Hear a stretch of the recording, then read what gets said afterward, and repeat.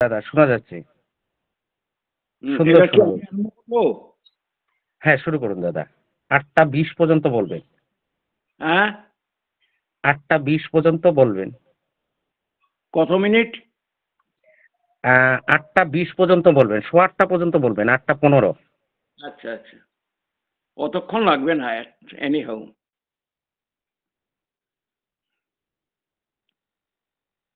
আজকে বুধবার, 935তম সৎসঙ্গ চলছে নবদ্বীপ ধামে। আমি খুব কৃতজ্ঞ যে আপনারা আমাকে এই দীনসেবককে ঠাকুরের আহ্বান করেছেন ঠাকুর সম্বন্ধে আলোচনা করার জন্য। আমার সংকলিত বই কত কথা মনে পড়ে থেকে আজকে পঞ্চম দিন আমি কিছু বলার চেষ্টা করব। প্রথমেই আমি আমার জীবন দেবতাকে, আমি আমার পরিচালককে, আমি আমার আরাধ্য দেবতাকে বারবার হৃদয়ের অন্তঃস্থল থেকে লুটিয়ে প্রণাম করছি, প্রণাম করছি, প্রণাম করছি। তার সাথে সাথে আপনারা যারা উপস্থিত আছেন, যারা কর্মকর্তা এবং অন্যান্য শ্রোতা, গুরু ভাই এবং অন্যান্য ব্যক্তিত্ব যারা আছেন, সকলকেই আমার আন্তরিক শ্রদ্ধা জানাই। আমরা সকলেই আরো ইষ্টপ্রাণ হয়ে উঠি, ঠাকুরকে নিয়ে চলি, ঠাকুরকে মাথায় রেখে চলি, এই প্রার্থনা করি।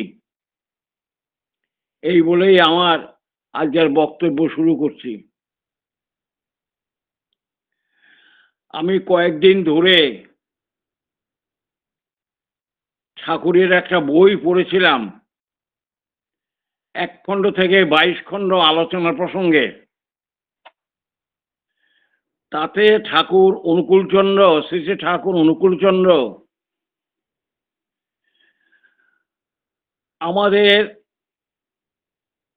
বলছেন, ঋত্বিকদের বলছেন, অর্ধঋত্বিকদের বলছেন, যাজকদের বলছেন, ভক্তদের বলছেন, তথাকথিত জনসাধারণ, নর নারী সকলকের উদ্দেশ্যেই বলা যায়, পৃথিবীর সকলকেই তিনি আহ্বান করে বলছেন, কি বলছেন? আমি তোমাকে বলছি, এ বলে একটা বই বেরিয়েছে। সেই বইয়ের মধ্যে শ্রী শ্রী ঠাকুর আমাদের যে কিভাবে প্রেরণা দিয়েছেন, দেশের অবস্থা কিরম চলছে, আমাদের কি করণীয়, যাতে আমরা সুখে শান্তিতে আনন্দে বাস করতে পারি, ইষ্ট সর্বস্ব হয়ে উঠতে পারি, অলসতা দূর করে বিভিন্ন প্রবৃত্তি থেকে মুক্ত হয়ে আমরা তাকে নিয়ে কেমন করে আরো আরো চলতে পারি, সেসব বিষয়গুলি লেখা আছে। অন্তত কমপক্ষে আমার মনে হয়, আমি যা দেখলাম, 1000 খানেকের উপরে কথোপকথন আছে।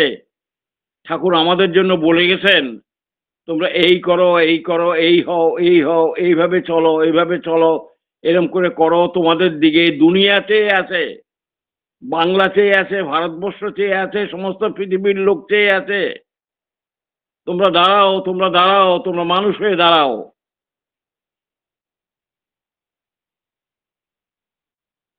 আমার একটা গান মনে পড়ে যাচ্ছে,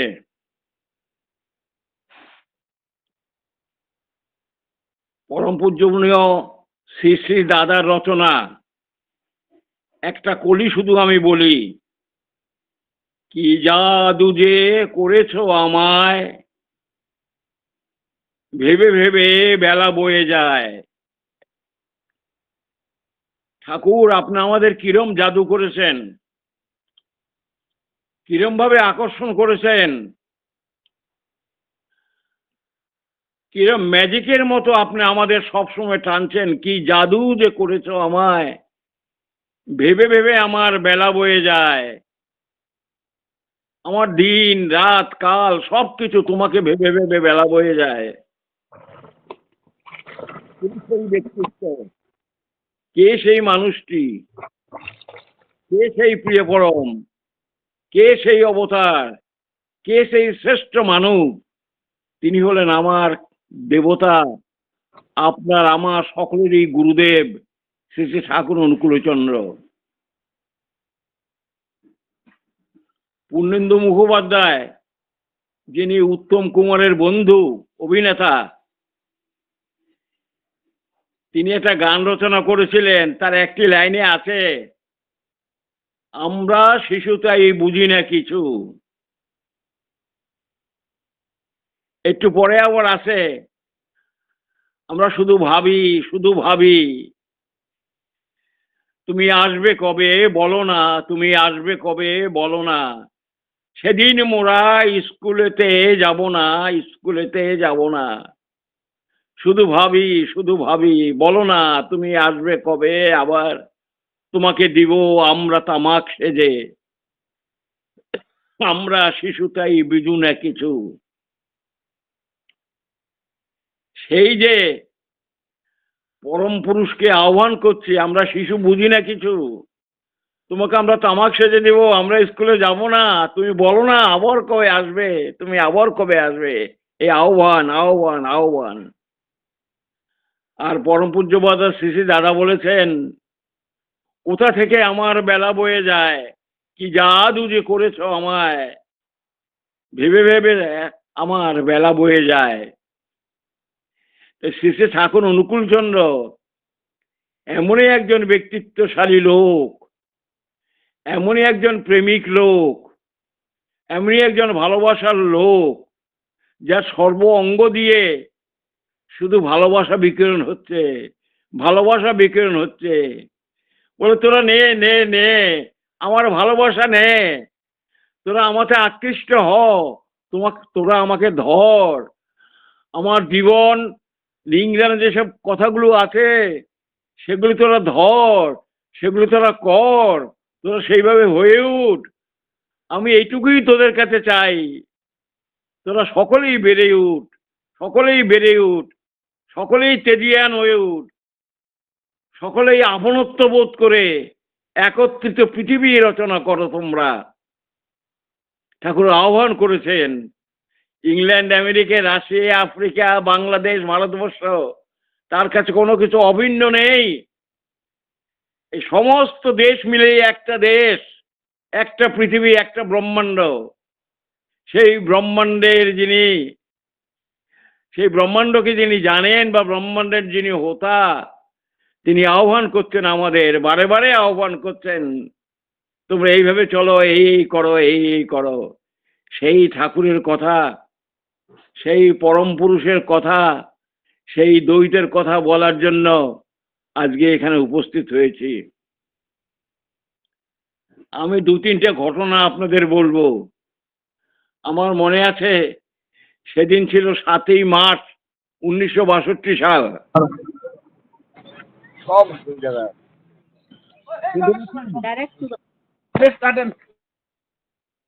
শোনা যাচ্ছে?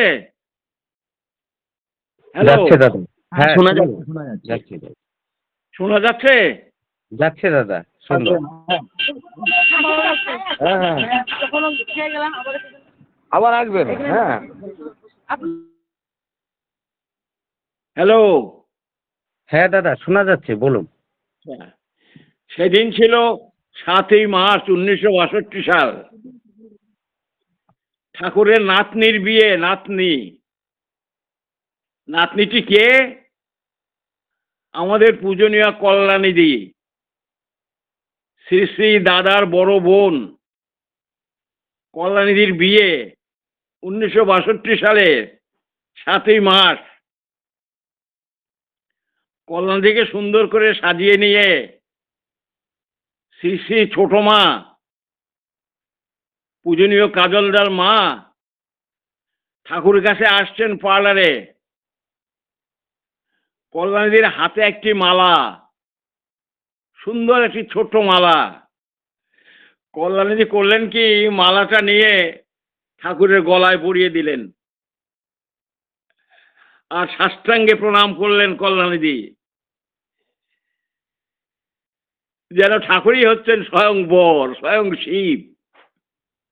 আর ঠাকুর করলেন কি, কল্যাণী যখন প্রণাম করে উঠলেন, সেই মালাটা নিজের গলা থেকে খুলে কল্যাণীজির গলায় পরিয়ে দিলেন। ছোট মা কাছে ছিলেন। ছোট মা বললেন, কল্যাণীর শ্বশুর বাড়ি থেকে এই হাতের গলার এই জিনিস দিয়েছে, ঠাকুরকে দেখলেন, ঠাকুরকে দেখালেন। ঠাকুর তখন বললেন, স্বামীর বাড়ি থেকে যা দেয় তাই ভালো। মেয়েদের স্বামী নিষ্ঠাই হচ্ছে আসল। আমাদের পূজ্যপদ পরম পূজনীয় শ্রী শ্রী কাজল দাস ওখানে বসা ছিলেন সকালবেলার দিকে। আর এটা বিকালবেলা এসে এই ঘটনা ঘটে গেল। সকালবেলা কাজলদা ঠাকুরকে জিজ্ঞাসা করলেন, ঠাকুর, সাদৃশ্য ঘরটা মানে কি?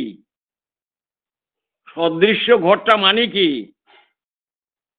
তখন ঠাকুর বললেন, ফিটিং ঘর। ফিটিং ফিটিং মানে হচ্ছে উপযুক্ত ঘর, সমান ঘর, সমান রকম, সমান চলন, এক কথায় সমান ধর্মী। এ হলো সদৃশ্য ঘরের মানে। কাজলদা জিজ্ঞাসা করলেন, ঠাকুর, বর মানে কি? ঠাকুর বললেন, গ্রহণযোগ্য, বর্ণে, বংশে, চরিত্রে ইত্যাদি সব দিক দিয়ে যে কনের গ্রহণযোগ্য, সেই হলো বর। একটু পরে ঠাকুর এত বড় একটা মূল্যবান কথা বললেন, যেটা আজ অবধি বিজ্ঞানীরাও বের করতে পারেনি। কি বললেন? ঠাকুর বললেন একটা কথা, শুধু কথাটা ইংরেজিতে বলেছিলেন, Bloom of sperm created life force.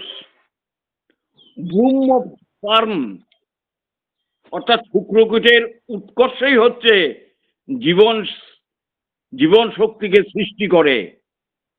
পুরুষের যে শুক্রকীট, তার উৎকর্ষই হচ্ছে জীবন শক্তির সৃষ্টিকারক। ঠাকুর আটটু বললেন,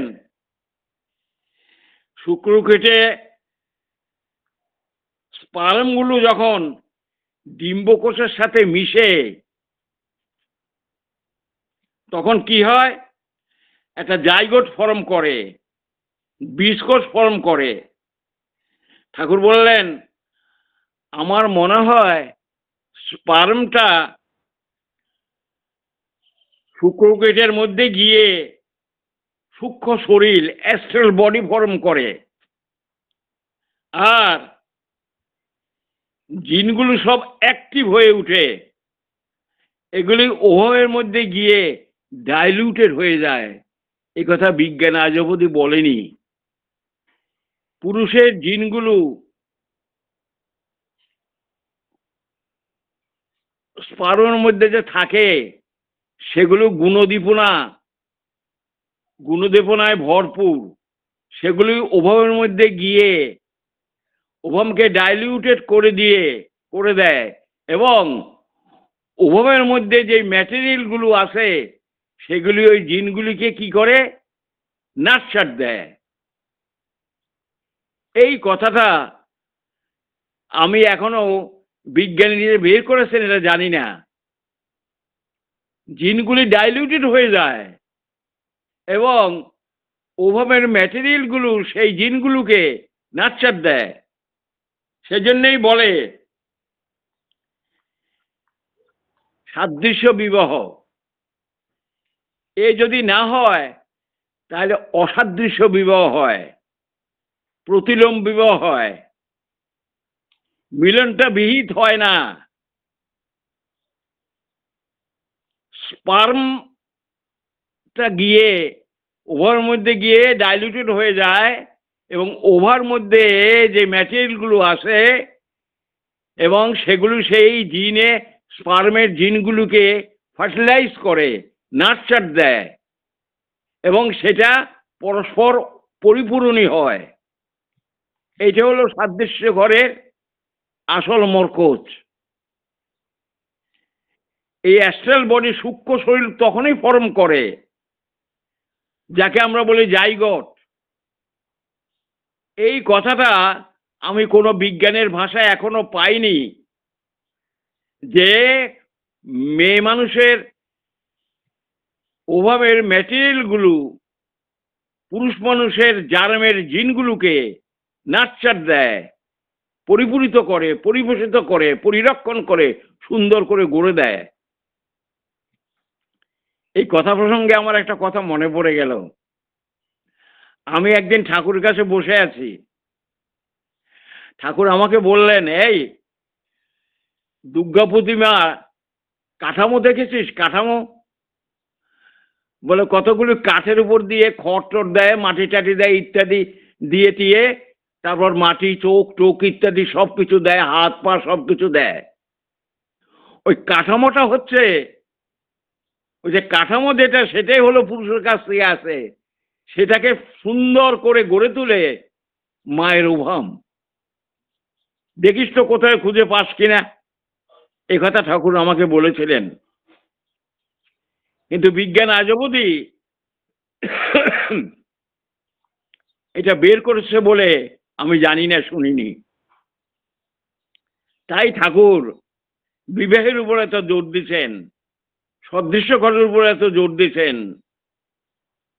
বর যেন কনের সমস্ত দিক দিয়ে পরিপূরক হয়, সেখানে মিলন মধুর হয়, দেব সন্তানের আবির্ভাব হয়। কাজলদার কথার উত্তরে ঠাকুর এই কথাটা বলেছিলেন 1962 সালে 7ই মার্চ, যেদিন কল্যাণীদির বিয়ে। পরম পূজ্য বরদা আসলেন কিছুক্ষণ পরে। ঠাকুর তখন পার্লারের ঘরে, জানলার কাছে একটা চৌকি ছিল, বরদা সেই চৌকিতে একটু দূরে দাঁড়িয়ে আছেন ঘরের ভিতরে। আমি পাশেই ছিলাম। বরদার চোখ দুটো ছলছল করছে, চোখের মধ্যে জলে ভর্তি। ঠাকুর শ্রী বরদার দিকে দেখে বললেন, বড় খোকা তোর কষ্ট হচ্ছে না? বড় খোকা তোর কষ্ট হচ্ছে না? বরদা চোখ দুটো সামলিয়ে নিলেন কোন রকমে, চোখ দিয়ে জল পড়ছে। মেয়ে চলে যাবে বরের সাথে শ্বশুর বাড়ি, বাবার কাছে এতদিন লালিত পালিত হয়েছিল, এত আদরের মেয়ে, এত প্রিয় মেয়ে, তাকে আমি তাকে আমি আজকে বিয়ে দিয়ে দিব, সে অন্যের বাড়িতে চলে যাবে, শ্বশুর বাড়িতে তো ঘর করবে, এই ভেবে শ্রী বরদার চোখে জল এসেছিল। আর ঠাকুর তো অনুভব করে বরদাকে বলেছিলেন, বড় খোকা তোর চোখে জল আসছে, দুঃখ করিস না, এই নিয়ম প্রকৃতির। শ্রী ঠাকুর এই বিয়ের উপরে যে কি প্রচন্ড জোর দিয়েছেন, আমি এক কথা আমার মনে হয় এই বিয়ের উপরেই সমস্ত সৎসঙ্গটা যেন দাঁড়িয়ে আছে। আদর্শ তো আসেই নেই, কিন্তু সৎ মানুষ, ভালো মানুষ, সেবক মানুষ, নেতা মানুষ, সমাজের যারা শ্রেষ্ঠ লোক, সবকিছু নির্ভর করে এই বিয়ের উপরে। বিয়ে যত সুষ্ঠু হয়, বিয়ে যত সুন্দর হয়, বিয়ে যত সদৃশ হয়, বিয়ে যত কমফর্টেবল হয়, বিবাহে যা একজন আরেকজনের পরিপূরক হয়, ওভামটা স্পার্মের পরিপূরক হয়, সেই জায়গায় আমরা দেব সন্তান আশা করি।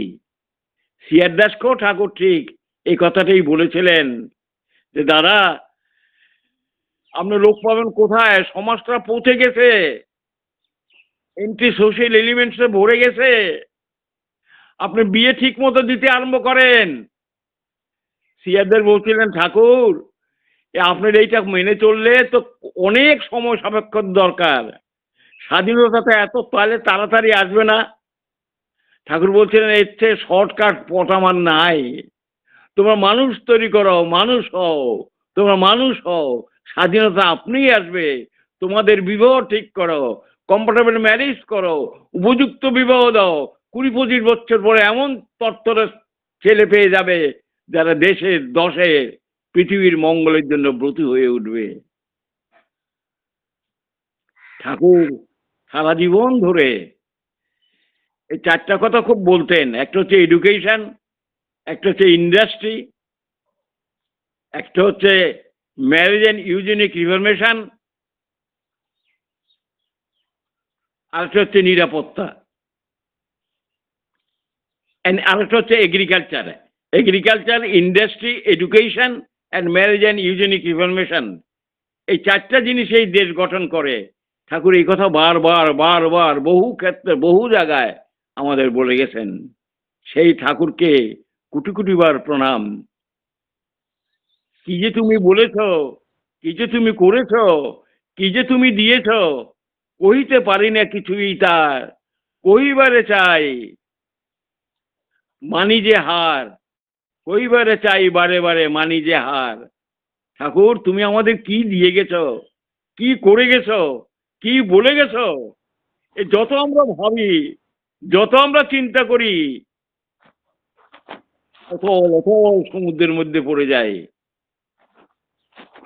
সৎসঙ্গী দাদারা এবং মায়েরা এবং অন্যান্য যারা আছেন সকলকেই ঠাকুর হচ্ছে universal man. He is A only universal man হচ্ছেন ঠাকুর। ইউনিভার্সাল ব্যক্তিত্ব ঠাকুরের। তিনি ইউনিভার্সাল সকলের জন্যে, বিশ্বের জন্যেই তার বাণী, তার কথা, তার আচরণ, তার উপদেশ, তার ভালোবাসা, তার প্রেম সব কিছু ছড়িয়ে আছে ওইখানে। পাঞ্জাব থেকে এক দাদা আসছিলেন। পাঞ্জাব পাঞ্জাব থেকে এক দাদা আসছিলেন। সে অনেকদিন আগের কথা, সুশীলদা তাকে নিয়ে আসছিলেন। তিনি হচ্ছেন পাঞ্জাব থেকে এসছেন শিখ। তিনি তিনি আছেন 63 সালের 26শে জুন পাঞ্জাব থেকে আসছেন। দাদা কি বলবো, পার্লারে এসে বসলেন, সুশীলদা নিয়ে আসলেন। তাকে একটা ছোট্ট আসন দেওয়া হলো, আসনে বসলেন।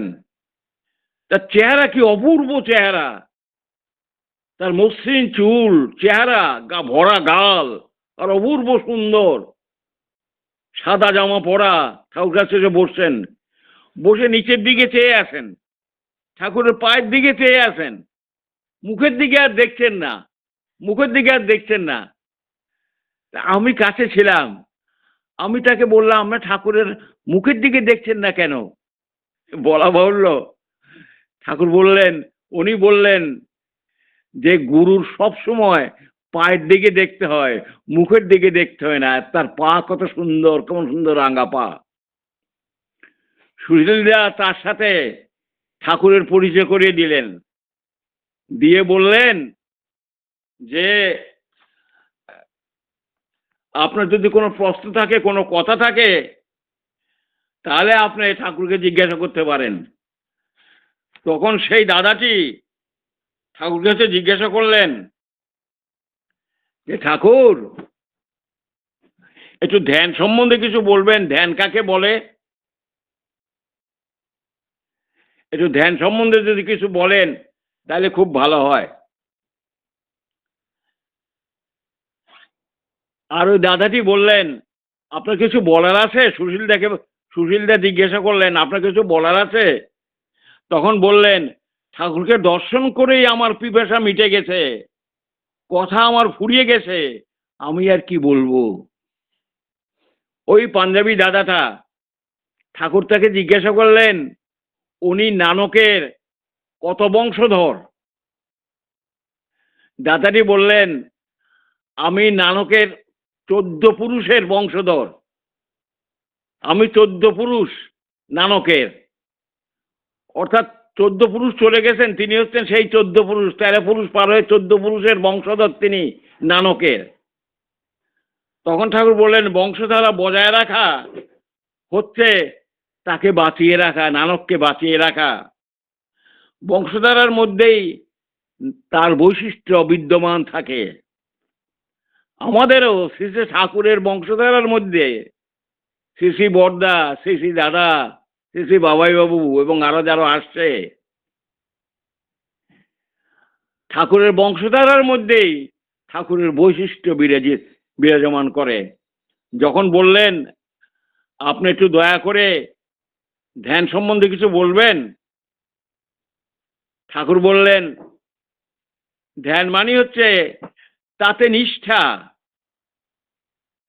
ইষ্টেতে নিষ্ঠা যত বাড়ে ধ্যানও তত বাড়ে। ঠাকুর বললেন ওই দাদাটিকে তার চিন্তা করা, ইষ্টের চিন্তা করা, ইষ্টের মনন করা, আবার হাতে কলমে তেমনি করার চেষ্টা। এভাবে চলতে চলতে মানুষের শিষ্টাচার বেড়ে যায়, অন্তরে তৃপ্তি আসে, ধ্যান ও সঙ্গতি লাভ করে। ধ্যান মানে সাধু ঠাকুর একথার দ্বারা বুঝিয়ে দিলেন। কি বললেন? বললেন তাতে নিষ্ঠা, ইষ্টে নিষ্ঠা যত বাড়ে ধ্যান তত বাড়ে। আর কি বললেন?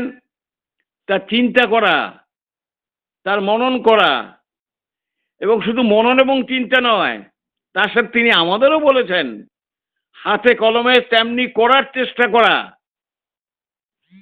ঠাকুর আমাদের যা যা বলেছেন তুমি করো, হও, পাও, তার কথা হচ্ছে তুমি করো করো করো। না করলে তুমি হবে না, না করলে তুমি পাবে না, করাই পাওয়ার জননী। তাই ঠাকুর আমাদের, আমি অবাক হয়ে যাই, বিস্মিত হয়ে যাই, এত প্রেরণা, এত উৎসাহ একটি মানুষ কেমন করে দিতে পারে। তার ভিতরের অন্তঃস্থল থেকে যেই বেদনাদায়ক কথাগুলো বেরোয় আমাদের মঙ্গলের জন্য, আমাদের শান্তির জন্য, আমাদের তৃপ্তির জন্য, সেগুলি অফুরন্ত অফুরন্ত অফুরন্ত। একটা মানুষ যে এত প্রেরণা দিতে পারে, মানুষকে এতখানি মানুষের জন্য ফিল করে, অনুভব করে, তার মতো করে তাকে তার গুণাবলী অনুযায়ী, তার বৈশিষ্ট্য অনুযায়ী, তার ভিতরের সুপ্ত ইনস্টিংক্টকে, সংস্কারকে কিভাবে যে তিনি জাগিয়ে দেন, কিভাবে যে তিনি বাড়িয়ে দেন, একমাত্র দয়ালই সেটা জানেন, একমাত্র দয়ালই সেটা জানেন, একমাত্র দয়ালই সেটা জানেন। আর আমরা যারা তার অনুগত, আমরা তাকে যারা ধরে চলছি, আমরা তার মুখের দিকে দেখি, তার চেহারার দিকে দেখি, তার হাতের দিকে দেখি, দেখে ভাবি কিরম প্রেরণা পাই, কিরম শক্তি পাই।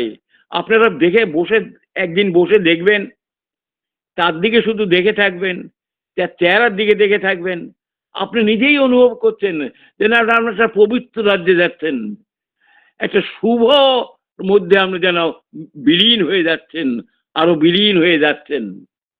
তুমি আর আমি, সেখানে আর কেউ নাই, আর সব তোমাতে বিলীন, সব কিছু তোমাতে বর্তমান বিদ্যমান। সেই ঠাকুর আপনার আমার সকলেরই গুরুদেব, সকলেরই আমাদের আরাধ্য দেবতা।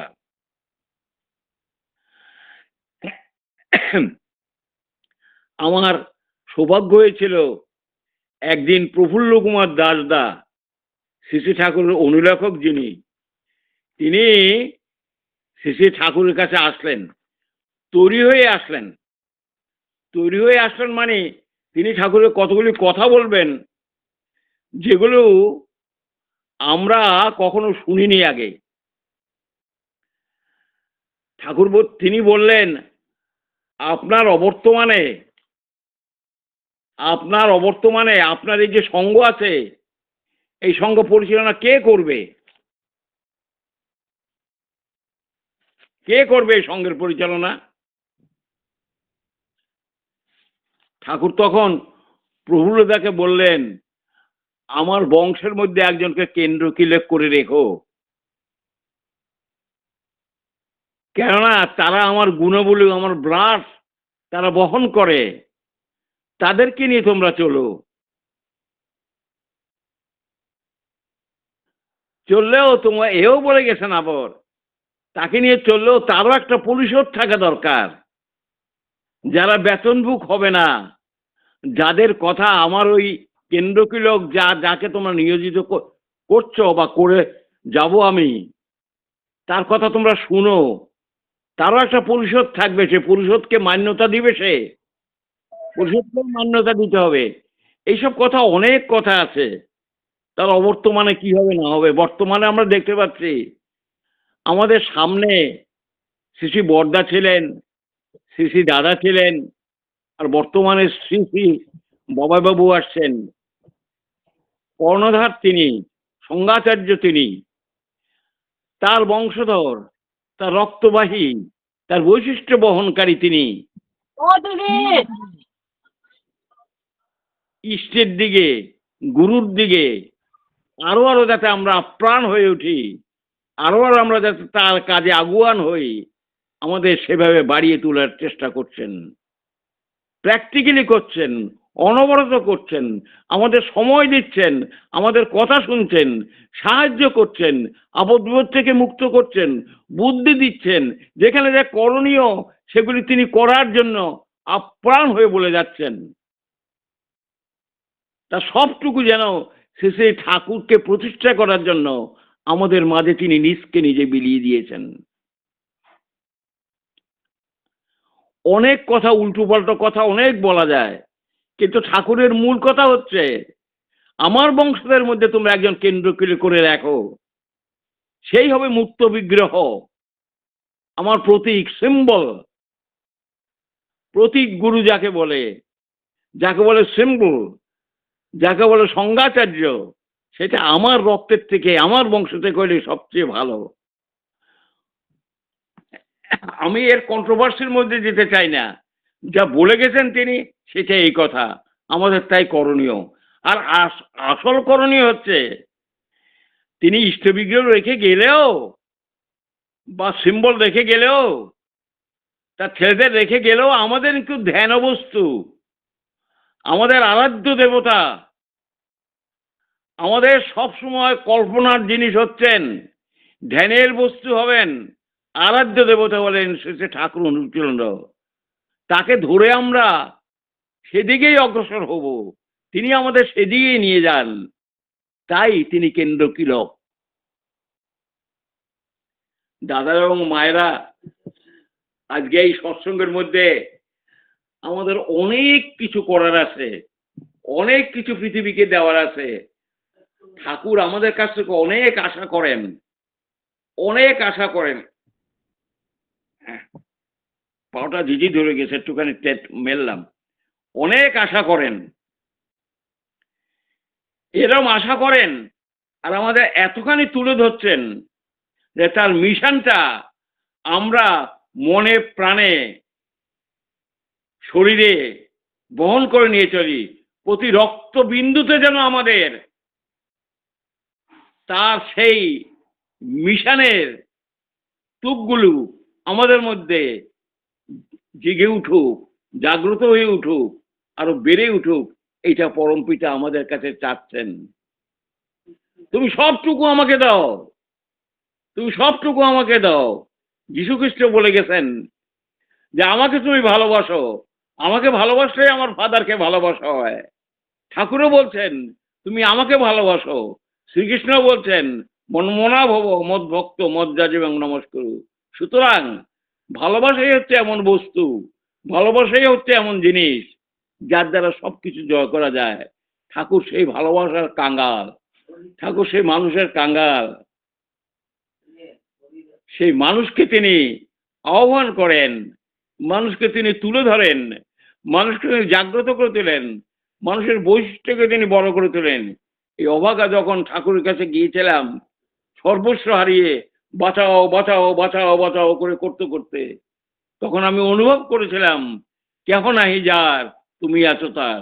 দুনিয়াতে আমাকে সকলেই ত্যাগ করতে পারে, একটি লোক ত্যাগ করে না, তিনি হলেন শ্রী ঠাকুর অনুকূলচন্দ্র।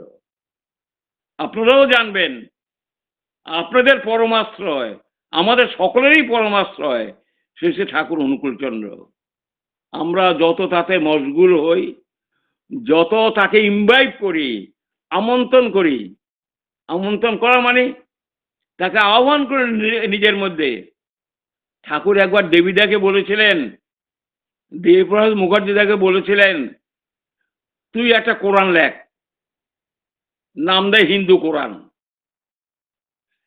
ঠাকুর আরব থেকে আফগানিস্তানকে কোরআন বই নিয়ে আসছেন, তার বাংলা অনুবাদ সমেত। কি আশ্চর্য! একজন দাদা এসে বলছেন, ওয়ার্ল্ডের যে কোনো বই যে কোনো জায়গায় পাওয়া যাক না কেন, শ্রী ঠাকুর তো এনে দিতে পারেন। দেবীদাকে সেসব বই এনে দিয়েছিলেন। দেবুদা সেগুলি পড়তে লাগলেন আর কোরআন লিখতে লাগলেন। কোরআন যখন কমপ্লিট হলো, জগৎজ্যোতি সেনদে আসলেন। তিনি বললেন, এইটা আমি নিয়ে যাব আমাদের রাষ্ট্রপতির কাছে, তিনি এটার ভূমিকা লিখে দিবেন।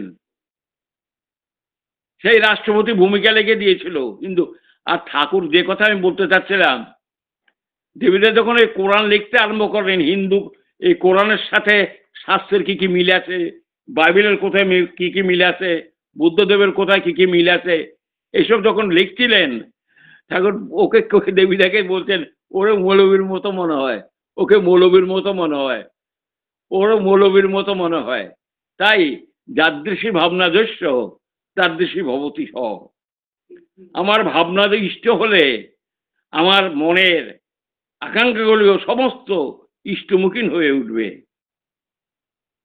সুতরাং দাদা, জীবনের পরম সম্বল, পরম দম্বল, পরম আশ্রয়, পরম ভরসা, পরম প্রাপ্তি হচ্ছেন শ্রী ঠাকুর। আর এর জন্য চাই আকুলতা, এর জন্য চাই আপ্রাণতা, এর জন্য চাই ভালোবাসা, এর জন্য চাই দরদ।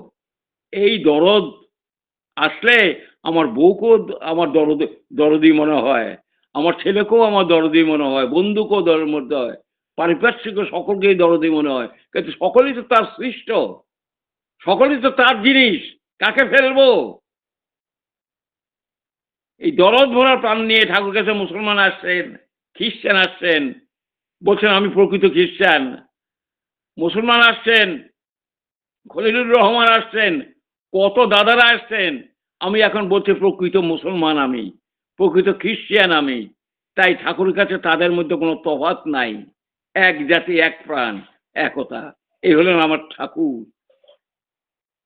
ইরান ইরাকে যুদ্ধ, ইসরায়েল প্যালেস্টাইনের যুদ্ধ, আমেরিকা রাশিয়ার তত্ত্বাবধান, আমেরিকা রাশিয়ার যে গুমরানি ভাব, এগুলি সবই নিমিষে চলে যেতে পারে যখনই আমার কেন্দ্রপুরুষ থাকেন শ্রী শ্রী ঠাকুর অনুকূলচন্দ্র, কেন্দ্রপুরুষ থাকেন শ্রী শ্রী হযরত রসুল, শ্রী শ্রী রামকৃষ্ণদেব, শ্রী শ্রী বুদ্ধদেব, শ্রী শ্রী রামচন্দ্র। এক রামচন্দ্রের নামে কি বাজনা বেজে উঠছে, রাম মন্দির হবে, সারা দেশ যেন জেগে উঠতেছে, রাম রাম রাম রাম রাম রাম করছে। এই রামেই এই পরবর্তী সময়ে এই বর্তমান যুগে এসে Shri Shri Thakur Anukulchandra. Prophets are all same and similar. Message বইতে একটা বাণী আছে, ভলিউম 2, লাস্ট বাণীটা আছে, all the prophets are same and similar. তাদেরকে একজনকে যদি ইগনোর করো, তুমি সকলকে ইগনোর করলা। সেই যে প্রফেস, যিনি রাম, কৃষ্ণ, বুদ্ধ এইসব যে হয়ে আছেন, they are all the same and similar. তিনিই বারবার আসেন, তিনিই বারবার এসে বলে যান, আমি অমুক যুগে এই ছিলাম, এই ছিলাম, এই ছিলাম। তার আত্মকাহিনী আপনারা যদি জীবনীতে পড়েন, ঠাকুরের আত্মকাহিনী যদি আপনারা জীবনীতে পড়েন, ঠাকুর যখন রামচন্দ্র ছিলেন কি করেছেন, ঠাকুর যখন যিশু ছিলেন কি করেছেন, ঠাকুর যখন বুদ্ধদেব ছিলেন কি করেছেন, মাঝে মাঝে তিনি ভক্তদের কাছে এইসব কথা হঠাৎ হঠাৎ বলে ফেলেন। সেই ভাব সমুদ্রে চলে যান, সেই জায়গায় চলে যান। সেই গুরু, সেই দেবতা আমার, তাকে কোটি কোটি বার প্রণাম। আমার আরাধ্য দেবতা, আমরা গর্জি উঠি, আমরা চেতনশীল হয়ে উঠি, আমরা তার ভাবে ভাবিত হয়ে উঠি। এই আমার একজন নবদ্বীপ ধামের এই যে সৎসঙ্গ হচ্ছে, এই যে আসাম, বাংলা এবং উড়িষ্যা বিভিন্ন জায়গা থেকে দাদারা শুনছেন, আমরা সকলেই তার কাছ থেকে এসছি, আমরা সকলেই তাকেই যাব।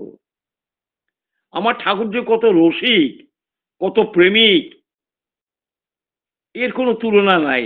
যেদিকে যাই সেদিকেই ঠাকুর দেখি অনন্ত অনন্ত অনন্ত। প্রেরণা দেওয়ার বেলায় ঠাকুর অনন্ত, দুঃখের বেলায় শ্রী ঠাকুর অনন্ত, আনন্দের বেলায় শ্রী ঠাকুর আনন্দ অনন্ত, সব দিকেই তার অনন্ত। রান্না বান্নার বেলাও তিনি অনন্ত। বলে কিরকম? ঠাকুর মতো রান্নার বিশারদ কেউ নাই। আমি একটা ছোট্ট ঘটনা আপনাদের বলবো। সেটা হলো রেসিপি তৈরি করা। রেসিপি জানেন তো? রান্না তৈরি করা। ঠাকুরের রান্নাতে ঠাকুর ছিলেন বড়, সবচেয়ে বড় বিশারদ। এত ভালো রান্না তিনি জানতেন, রান্নার কলকৌশল তিনি জানতেন, যেগুলি কোনো তুলনা হয় না, তুলনা হয় না। একবার আমি তখন 1961 সালে ঠাকুর বাড়িতে যৌথ আশ্রমের পাশে থাকতাম। মায়া মাসিমা বলে একজন মাসিমা ছিলেন, তারা 3 বোন। মায়া মাসিমা ঠাকুর বাড়ি থাকতেন, মোটা কাটা লোক, তার একটি মেয়ে মারা গেছে। তিনি ঠাকুরকে রান্না করে খাওয়াইতেন মাঝে মাঝে। তা আমি আবার মায়া মাসিমার 5-4 মাস খাটতাম, আমাকে একটু ভালোবাসতো। মায়া মাসিমা একদিন ঠাকুরের জন্য রান্না করছেন। কি রান্না করছেন? ইঁচড়ের তরকারি। তা আমাকে দেখে বললেন, এই মণি, একটু প্রসাদ নিয়ে যাস, বুঝলি? আগে আগে প্রসাদ নিয়ে যাস মানে? মায়া মাসিমা যে রান্না করবেন ইঁচড়ের তরকারি, যেটা ঠাকুর ভোগে লাগবে, সেটা আমাকে বলছে তুই ঠাকুর ভোগের পরে একটু নিয়ে যাবি। আমার মনে আছে সেদিন ইঁচড়ের তরকারি তিনি রান্না করেছিলেন। আমাকে একখানা ইঁচড়, 2টো আলুর টুকরা আর একখানা ছানার টুকরা দিয়েছিল, আর একটু কাদানি, যেটা ঠাকুরকে তিনি রান্না করে নিবেদন করেছিলেন। ঠাকুরের ভোগ হয়েছিল ওই দিয়ে। আমাকে দুপুরবেলার পর ডেকে বললেন, একটু নিয়ে যাই। ছোট্ট একটা বাটি করে আমাকে ওইটা দিলেন। কি বলবো দাদা আপনাদের, সেই ইঁচড়ের তরকারি, সেইটার টেস্ট, সেইটার স্বাদ আজও যেন মুখে লেগে আছে। জীবনে এমনটা আর কোনোদিন খাইনি। ইঁচড়ের তরকারি কেমন করে রান্না করে, আর সেই গোপন রহস্যের কথা আপনার কাছে একটু বলে ফেলি। ঠাকুর বলছিলেন, আলু, ইঁচড়, ছানা কেটে নিতে হবে প্রথমে। ইঁচড় রান্নার আগে সিদ্ধ না করলেই ভালো, যদি তা খুব কষা না হয়, তাতে ইঁচড়ের স্বাদ কমে যায়। হালকা আছে টমেটো, টক দই, সামরিচ, আদা বাটা, লঙ্কা বাটা, অল্প জিরে বাটা তেলে সাঁতলিয়ে তার মধ্যে ইঁচড়, আলু, যেগুলো আগে থেকে আলাদা করে ভেজে নেওয়া হয়েছিল, ছেড়ে দিতে হবে। সাথে দিতে হবে নারিকেল বাটা। তারপর পরিমাণ মতো গরম জল, নুন, চিনি দিয়ে ফোটাতে হবে যতক্ষণ পর্যন্ত থকথকে ভাব না আসে। তা ভাজা ছানার টুকরো ছেড়ে দিতে হবে। সামান্য ঘি, গরম মশলা দিয়ে তরকারি উনুন থেকে নামিয়ে নিতে হবে। ব্যাস, তৈরি হয়ে গেল ইঁচড়ের ডালনা। একদিন পরমপিতার রেসিপির মতো আপনারা যদি এরকম রান্না করে খান, তাহলে খুব আনন্দ পাবেন। কত যে এমন খাবার দাবারের ফর্মুলা দয়াল দিয়ে গেছেন। ভাপা দই, রসকদম্ব, দেওঘরের মিষ্টির দোকানে খোঁজ করলে মিলবে। আগে সদ্য সুধীর দাসদা, সৎসঙ্গের গ্যারেজের কর্মী মোহনদার বাবা, তা খুব সুন্দর বানাতেন। বেগুনের মুড়িঘণ্ট, নানান রকম শুক্তো, আরো কত কি। ঠাকুর তার ভক্ত ননীগোপাল চক্রবর্তী দাকে দিয়ে রকমারি রান্নার এক্সপেরিমেন্ট করেছিলেন।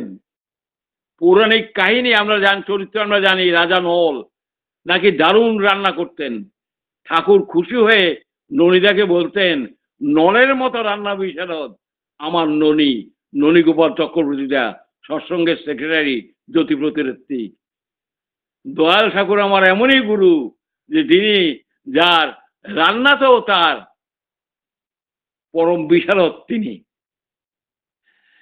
কোন দিকে নয়, তিনি আনন্দে, তিনি দুঃখে, তিনি সুখে, তিনি যুদ্ধক্ষেত্রে, তিনি শোকে, তিনি পড়ালেখায়, তিনি এগ্রিকালচারে, তিনি ইন্ডাস্ট্রি, তিনি বিবাহেতে, তিনি সমাজ সংস্কারে তিনি, রাজনীতিতে তিনি, ধর্মে তিনি, সাহিত্যে তিনি, শাস্ত্রে তিনি, কোন দিকে নয়, সব দিকে পূর্ণ, সব দিকে পূর্ণ। এই হলো পূর্ণ মানুষ, হলো সল ম্যান। এই সল ম্যান আমাদের বলে গেছেন, তোমরা যজন যাজন ইষ্টভীতি করো, নিত্য করো নিষ্ঠা সহিত, এই যজন যাজন ইষ্টভীতি তোমাদের শক্তি দিবে, ওই নামে তোমরা প্রাণ পাবে, ওই গুরুকেন্দ্রিক জীবনের মধ্যে দিয়ে তোমাদের মস্তিষ্কের কোষগুলো সুন্দর হয়ে উঠবে, ঠিক তালে তালে চলে আসবে, বুদ্ধি বেড়ে যাবে, ইনভেন্টিভ ব্রেইন যাকে বলে, গবেষণাকার মন্ত্র যাকে বলে, সেটাও বেড়ে যাবে। অস্খলিত নিষ্ঠা নিপুণ, ইষ্টে অনুরাগ, ক্রমেই বাড়ায় হৃদয় বল, ক্রমেই বাড়ায় ভাগ। আইনস্টাইনকে তিনি এই কথা বলেছিলেন আইনস্টাইনের উদ্দেশ্য করে। কি নিষ্ঠা ছিল, অস্খলিত নিষ্ঠা নিপুণ। কিরকম নিষ্ঠা ছিল, কিসের প্রতি? Is equal to MC square, যার দ্বারা অ্যাটম বোম তৈরি হয়েছিল, তাতে আসল formula is equal to MC square. E মানে এনার্জি, সি মানে ভ্যালোসিটি, আর এম মানে মাস। এই যে করেছে, এটা তো ঠাকুর বললেন, এটা তো এমনি এমনি করলে হবে না, এ তো কারণ দিতে হবে, যুক্তি দিতে হবে, প্রমাণ দিয়ে, অঙ্ক দিয়ে বুঝাতে হবে। এগুলো কেমন করে আসলো? আসলে সে অস্খলিত নিষ্ঠা। ঠাকুর আমাদের বলছেন, তোমরা সে অস্খলিত নিষ্ঠার অভিব্যক্ত হয়ে পড়ো, অস্খলিত নিষ্ঠা তোমাদের বিরাজ করুক। এই নিজের স্ত্রীকে ভালোবাসা, ওই থানকুনি ভাষা খাওয়া, শব্দেন করা, নিত্য যাজন করা।